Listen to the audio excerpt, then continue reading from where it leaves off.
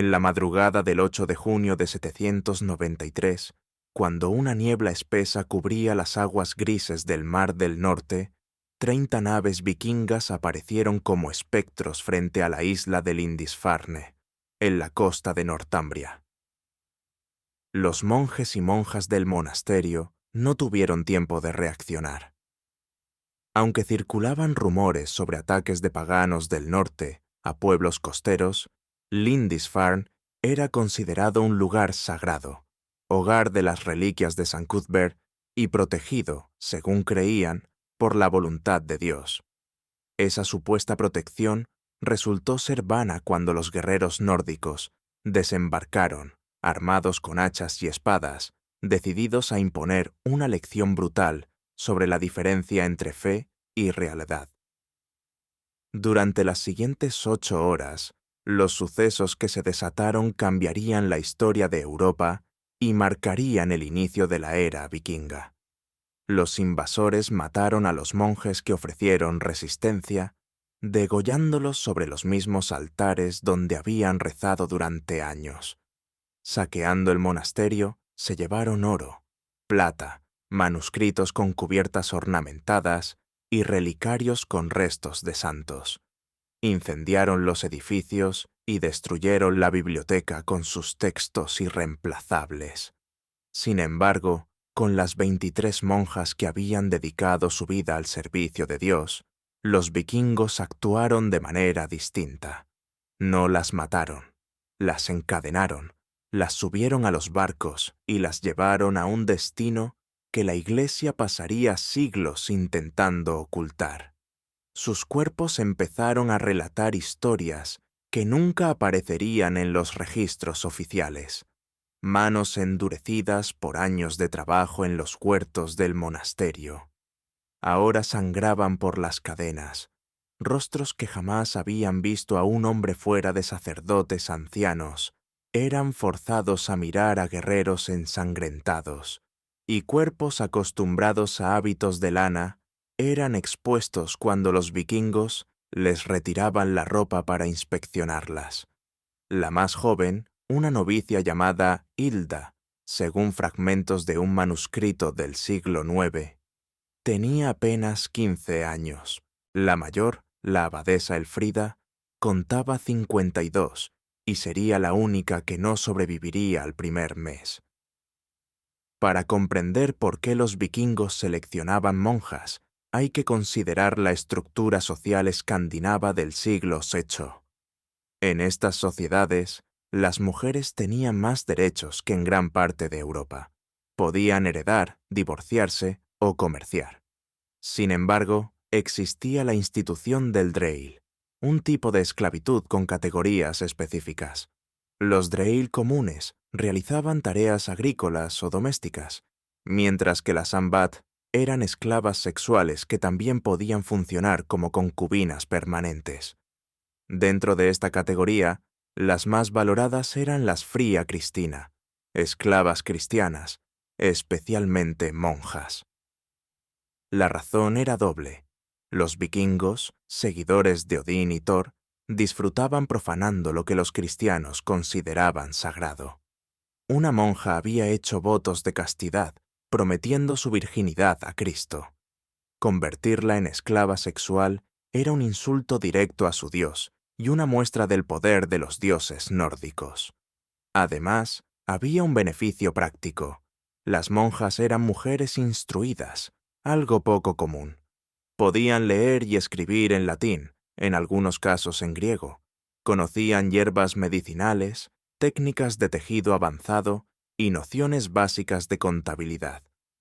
Como esclavas, su valor era múltiple: sexual, laboral y reproductivo. Las 3 primeras semanas estaban destinadas a quebrarlas psicológicamente. Los vikingos no las violaban de inmediato. Las mantenían encadenadas en bodegas húmedas, oscuras y malolientes, alimentándolas con sobras, pan enmohecido y pescado tan salado que quemaba la garganta. Las obligaban a orinar y defecar donde estaban, sin privacidad ni higiene. Era un proceso sistemático de despersonalización, diseñado para borrar la identidad monástica que habían cultivado durante años. Los guerreros las visitaban regularmente para humillarlas, las obligaban a pronunciar blasfemias, les cortaban el cabello, símbolo de feminidad consagrada, y lo arrojaban al mar. También las forzaban a beber cerveza hasta vomitar y a presenciar sacrificios paganos, donde derramaban sangre sobre ídolos de Thor y Freyja. Cada acción buscaba demostrar que sus votos y su Dios no las protegerían, que su identidad como novias de Cristo era frágil y vulnerable. Al llegar finalmente a Noruega, probablemente a algún fiordo cercano a Hordaland, comenzaron la siguiente fase. Las monjas fueron llevadas a los Dreilaus, casas de esclavos donde los cautivos eran preparados antes de su distribución final. Allí, las monjas fueron lavadas por primera vez en semanas, pero no por compasión. Los vikingos simplemente valoraban cierta limpieza en sus propiedades. Mujeres nórdicas mayores, expertas en evaluar la salud y capacidad reproductiva, revisaron a las cautivas, examinando dientes, signos de enfermedades y fuerza física. Según esos exámenes, se les asignó un destino dentro del sistema de esclavitud. Las más jóvenes y atractivas, alrededor de 8 de las 23, fueron seleccionadas para un ritual llamado blodband, o matrimonio de sangre. No tenía nada que ver con el matrimonio cristiano, ni con el nórdico tradicional. Era una ceremonia destinada a transformar cautivas en frilla, concubinas permanentes. Las monjas mayores o consideradas menos atractivas se convirtieron en ambad comunes, sirvientas domésticas con obligaciones sexuales ocasionales. La abadesa Aelfrida, ya demasiado mayor para fines sexuales, fue asesinada. Le cortaron la garganta como ofrenda a Freyja, diosa de la fertilidad, pues los sacerdotes creían que la sangre de una virgen consagrada poseía un poder especial. El blodband era un ritual complejo, mencionado en sagas islandesas, aunque éstas omiten los detalles más crudos. Tenía lugar durante el Blod, un festival religioso vikingo celebrado 3 veces al año. La cautiva era llevada a un altar de piedra, normalmente en un claro del bosque considerado sagrado, completamente desnuda y con las manos atadas detrás de la espalda. El jarl o Hersir, líder local que la reclamaba, estaba frente a ella con armadura ceremonial, mientras un godi, sacerdote pagano, dirigía la ceremonia. Este sacrificaba un caballo, animal sagrado para Odín, recogía su sangre en un cuenco de bronce y la mezclaba con hidromiel fermentado. La cautiva debía beber la mezcla mientras el godi recitaba invocaciones a Freyja y Frigg, diosas relacionadas con sexualidad y matrimonio. Luego, el jarl se cortaba la palma con un cuchillo ritual y obligaba a la mujer a hacer lo mismo. Presionaban sus palmas sangrantes y el godi las ataba con un cordón de cuero, creando un vínculo de sangre que, según la creencia nórdica, unía sus espíritus de manera permanente. La fase final del ritual era pública y brutal. El jarl violaba a la cautiva sobre el altar de piedra ante toda la comunidad. No era un acto de pasión, sino parte de la ceremonia religiosa. Los espectadores cantaban himnos a Freyja, golpeaban sus escudos rítmicamente y bebían hidromiel. Algunos guerreros eyaculaban sobre la tierra, creyendo que así fertilizaban el suelo y garantizaban buenas cosechas. Al terminar, el jarl untaba la sangre del himen roto en su frente, marcándola como su frilla. El ritual podía durar varias horas, dependiendo de los ajustes del godi. Para las monjas del Lindisfarne era la destrucción completa de su identidad anterior. Años o décadas dedicados a cultivar pureza espiritual, memorizar salmos, ayunar y flagelarse para controlar los deseos carnales, eran eliminados en una sola ceremonia pagana diseñada para profanar lo más sagrado. Muchas intentaban resistirse, recitando oraciones en latín e invocando a la Virgen María, pero los vikingos interpretaban esa resistencia como señal de que el ritual tenía éxito, que estaban rompiendo la influencia de su dios sobre ellas. Tras el Blåband, la vida de una frilla Cristina seguía reglas estrictas. Vivía en la casa de su amo, a menudo en una habitación separada de la esposa legítima, pero dentro del mismo complejo. Su principal función era sexual, disponible para el amo cuando él lo quisiera, sin derecho a negarse. También debía cumplir tareas domésticas, tejer, cocinar, cuidar niños y trabajar en los huertos. Gracias a sus habilidades de lectura y escritura, las monjas frecuentemente tenían responsabilidades adicionales, como llevar registros comerciales, enseñar a los hijos de la familia o preparar medicinas herbales.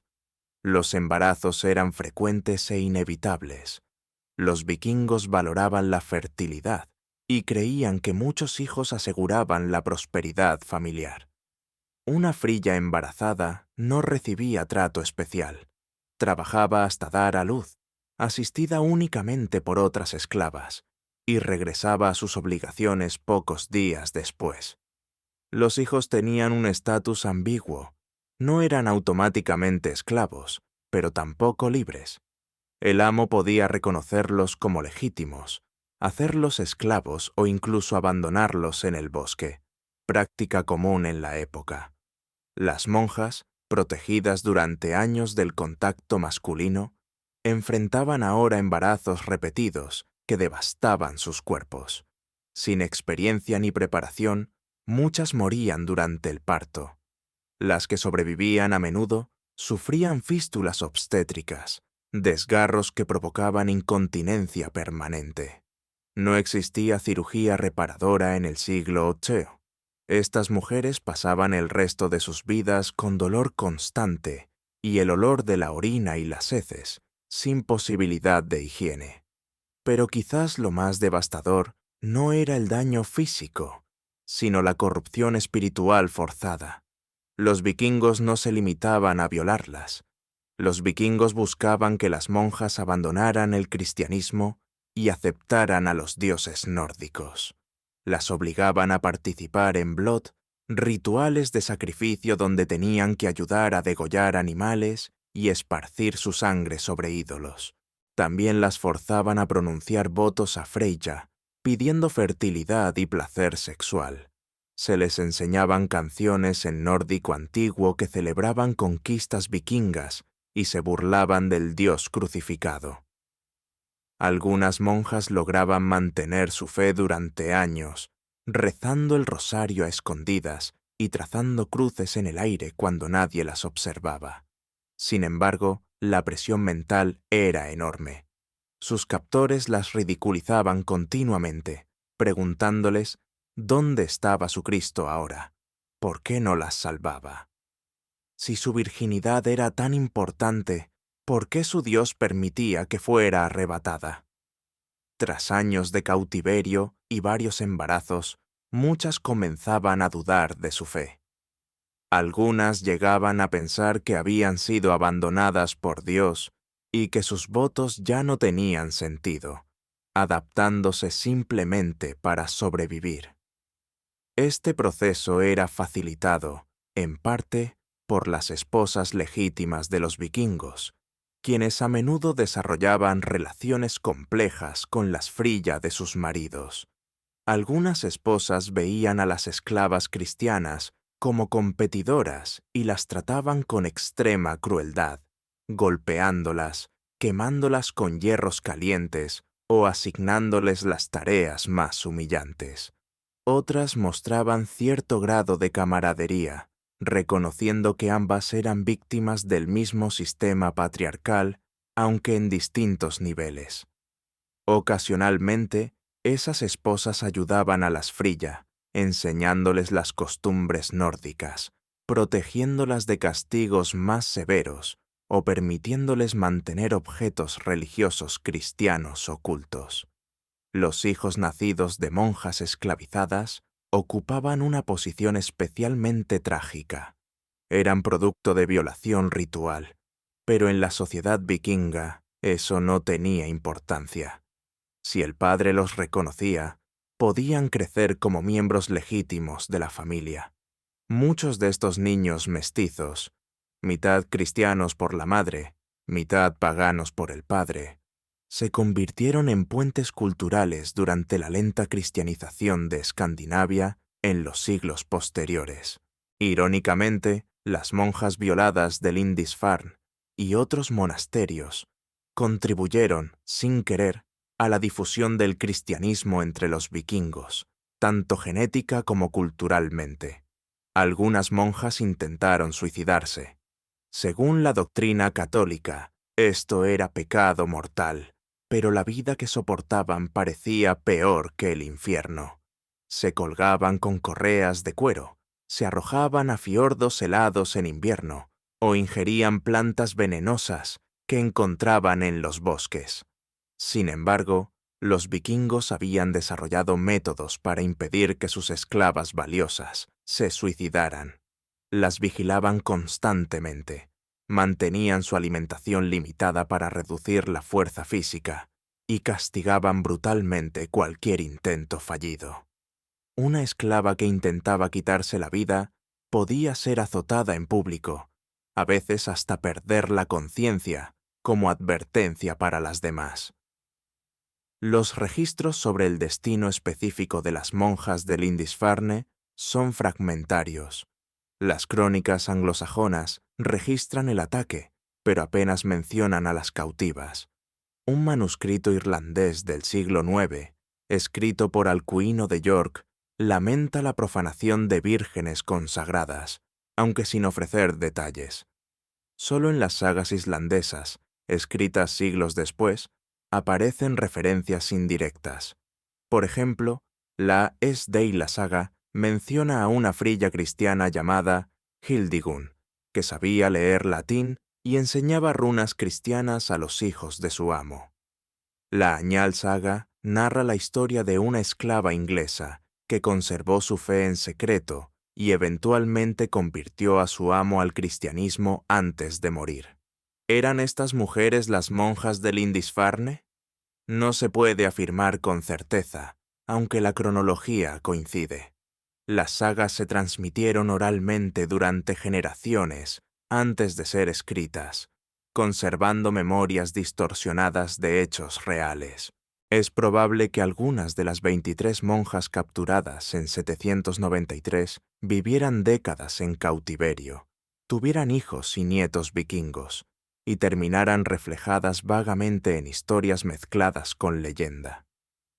Lo que sí es seguro es que este patrón se repitió cientos de veces durante los 250 años siguientes de la era vikinga. El monasterio de Iona, en Escocia, sufrió ataques en 802, 806 y 825, cada vez con monjas capturadas. Kildare, en Irlanda, fue saqueado en 835, y monjas fueron llevadas como esclavas. Ataques similares afectaron monasterios en Francia, Alemania e incluso el sur de España. Los vikingos preferían atacar monasterios porque cumplían 3 objetivos. Contenían oro y manuscritos, carecían de defensas militares y albergaban monjes y monjas vulnerables que podían ser esclavizados. La Iglesia Católica respondió de diversas maneras. Algunos obispos ordenaron trasladar las monjas tierra adentro para protegerlas, mientras que otros fortificaron los monasterios, convirtiéndolos en pequeñas fortalezas. Algunos pagaban danegeld, tributos de plata a los vikingos, aunque esto rara vez funcionaba a largo plazo. Sin embargo, la respuesta más interesante fue teológica. Los teólogos católicos debatieron si una monja violada por paganos había roto sus votos de castidad. Algunos sostenían que sí, que la agresión constituía un pecado sexual y la excluía de la comunidad religiosa. Otros, más misericordiosos, defendían que la violación no era consentimiento, y que a ojos de Dios esas mujeres seguían siendo puras. Siglos antes, San Agustín había reflexionado sobre un caso similar tras la violación de monjas visigodas durante el saqueo de Roma en 410. Afirmó que la castidad residía en la mente, no en el cuerpo, y que una mujer forzada a ceder permanecía virgen espiritualmente. Esta interpretación se aplicó durante la era vikinga para permitir que monjas liberadas pudieran reincorporarse a la vida monástica. Sin embargo, muchas nunca regresaron. Algunas habían estado cautivas tanto tiempo que no recordaban otra vida. Otras tenían hijos que no podían abandonar. Algunas simplemente estaban demasiado dañadas, física y psicológicamente, para reintegrarse a la comunidad religiosa. Con la conquista normanda de Inglaterra en 1066, la era vikinga llegó a su fin. Los descendientes de los vikingos se habían convertido al cristianismo, adoptado el feudalismo y abandonado las antiguas costumbres. La institución de la frilla cristiana desapareció gradualmente, aunque su legado genético perduró. Estudios de ADN modernos muestran que un porcentaje significativo de la población de Islandia, Noruega y Escocia tiene marcadores de las Islas Británicas, evidencia de las miles de mujeres británicas e irlandesas capturadas y esclavizadas durante la era vikinga. En 2015, arqueólogos que excavaban un asentamiento vikingo en las Orcadas hallaron la tumba de una mujer enterrada con objetos de culturas mezcladas, un crucifijo cristiano y un martillo de Thor sobre su pecho. El análisis de isótopos en sus dientes reveló que había nacido en las Islas Británicas, pero vivido la mayor parte de su vida adulta en Escandinavia. Presentaba múltiples fracturas óseas curadas, evidencia de violencia doméstica, y había dado a luz al menos 6 veces. Los arqueólogos creen que era probablemente una monja o mujer cristiana capturada joven, esclavizada durante décadas, y finalmente enterrada con símbolos de ambas religiones, reflejando la identidad fracturada que la cautividad le había impuesto. Las monjas de Lindisfarne y muchas otras nunca recibieron nombres en los registros históricos. No existen lápidas ni días de conmemoración dedicados a su memoria. La Iglesia, avergonzada por no haberlas protegido, prefirió olvidarlas. Las sagas vikingas las recuerdan apenas como notas al pie, esclavas sin nombre con funciones domésticas. Sin embargo, sus restos y su ADN permanecen en Escandinavia y fluyen en la sangre de millones. Sus historias, aunque fragmentadas y distorsionadas, sobreviven en leyendas y tradiciones populares. La ironía final es que estas mujeres, víctimas de violencia pagana diseñada para humillar al cristianismo, probablemente contribuyeron más a la cristianización de Escandinavia que cualquier misionero. Enseñaron a sus hijos mestizos sobre Cristo y mantuvieron viva su fe en secreto durante décadas. Cuando los reyes vikingos comenzaron a convertirse al cristianismo en el siglo X, muchos lo hicieron influenciados por madres, abuelas y concubinas que habían conservado esas creencias a pesar del horror que sufrieron.